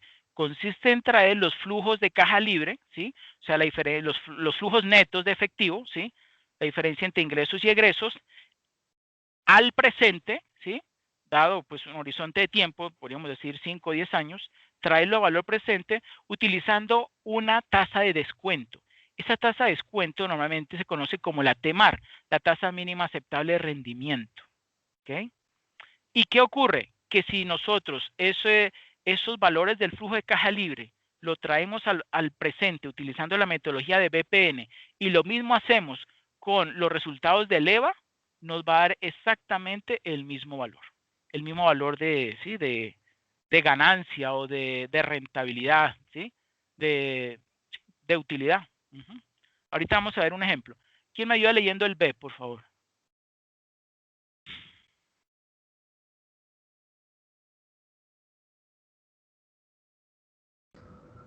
¿Cuál es la desventaja del BPN para los administradores financieros? Con BPN es imposible conocer cuál año del proyecto se genera valor, mientras que el EVA sí se puede medir la creación de valor año tras año en una organización. Correcto, sí. Ambos tienen sus cosas buenas y sus cosas malas. Bueno, y yo sigo con el C. Estrategias para aumentar el EVA. Primero, aumentar la eficiencia en la operación de los activos sin realizar nuevas inversiones. Para ello hay que mejorar el margen de utilidad, aumentando precios de venta, reduciendo costos o aumentando la rotación de los activos, ¿sí? Segundo, planificar eficazmente los tributos, ¿sí?, para reducir el pago de impuestos, obviamente, si es posible. Tercero, invertir en alternativas que superen el costo promedio ponderado de capital. Eso es obviamente lo que se busca siempre. Y no la rentabilidad actual, ya que esta puede ser superior al capital promedio ponderado de capital y se rechazarían alternativas generadoras de valor, que hay que analizar eso. Cuarto, reducir los activos operacionales, ¿sí? Que no sean muy grandes, ¿sí? Manteniendo la utilidad y disminuir la financiación y su costo, ¿sí? Y quinto y último, pues aplicar estrategias como el just in time, el leasing, la reducción de plazos a clientes o contribuyendo a lograr, y todo eso ayuda a lograr pues ese propósito. ¿Ok? Bueno. ¿Cuál es la importancia del EVA como regla de inversión ex ante, en contraposición a hacer una medida del desempeño ex post? ¿Sí? El BPN es un proceso de medición muy complicado ex post. Se plantea un caso hoy y se esperan flujos de efectivo en el futuro. Sí, por eso es un dinámico, ¿no? Un indicador financiero dinámico. Pero ¿cómo se mide si se hizo bien? Eso solo se puede determinar estudiando los flujos de efectivo de salida y entrada durante la vida del proyecto. Entonces, con el BPN no hay forma de mantener registros año tras año. Yo lo que miro es la agrupación, ¿sí? Digamos algo así como un promedio, ¿sí? De los años de vida del proyecto, ¿sí? El EVA permite que los consejos de administración diseñen incentivos que estimulen la creación de riqueza. Ahí vemos entonces un punto a favor del EVA, ¿sí? Pero el EVA, lo malo que tiene es que es un indicador estático, ¿sí? Solamente me mide la generación o la creación de valor en un momento determinado del tiempo. En cambio, el BPN, ¿sí? Me muestra el conjunto o el promedio de todos los años, ¿sí? Pero, es una especie de promedio que supone, obviamente, que durante cada año, pues, se va a recibir ese beneficio o ese rendimiento promedio, ¿sí? Eso parte del supuesto de en términos monetarios, obviamente. En términos monetarios, eso es lo que supone el cálculo de ese resultado arrojado por el BPN, ¿sí? Es común que el capital invertido en un proyecto cambie con el tiempo y el capital existente tenderá a hacerse menos valioso con el correr de los días, es decir, las máquinas se desgastan con el uso y será necesario hacer inversiones nuevas, ¿sí? O sea que eso no se considera.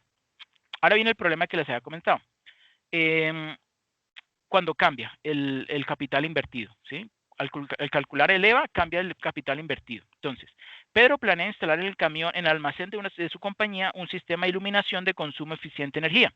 La instalación costará 300,000 y se estiman ahorros totales de 75,000 por año.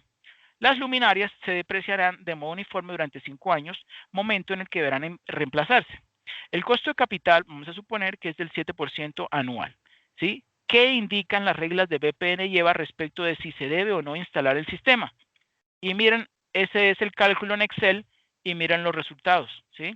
En ambos dio un valor presente neto si estamos utilizando o lo estamos aplicando a los flujos de caja, ¿sí? Los flujos de efectivo de 7,515.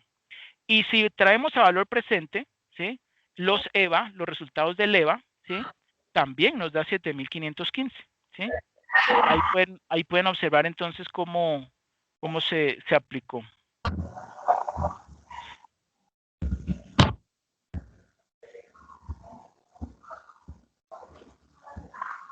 ¿Listo?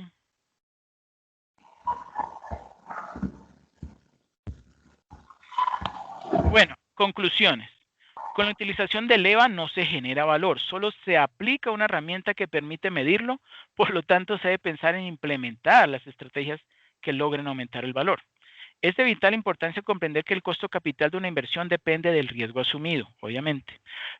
Tercero, lo importante es enfatizar el manejo financiero hacia la gerencia del valor, lo que permite que las empresas sean de alto desempeño, sostenibles y muestren crecimientos periódicos que permitan perpetuar a las empresas. Una situación de crecimiento con destrucción de valor se presenta cuando al reinvertir utilidades o aportar nuevo capital o asumir deuda para invertir en activos y aumentar el volumen de operación de la empresa, la rentabilidad que esas inversiones generan no alcanza a cubrir el costo capital, ¿sí? Ahí es que podemos decir que ahí hay un problema. Y quinto, el crecimiento de las utilidades por sí solo no es suficiente. Lo importante es la rentabilidad implícita en dicho crecimiento, ¿sí? Y la cantidad de inversión que es requerida para sostener esa inversión, ¿sí? Esas ganancias. Bueno, no sería más. Eso sería todo.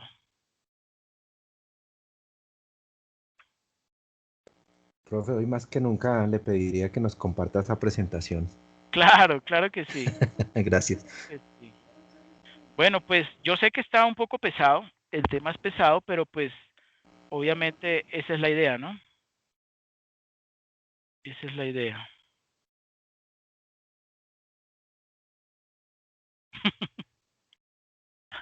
Por favor, me confirman si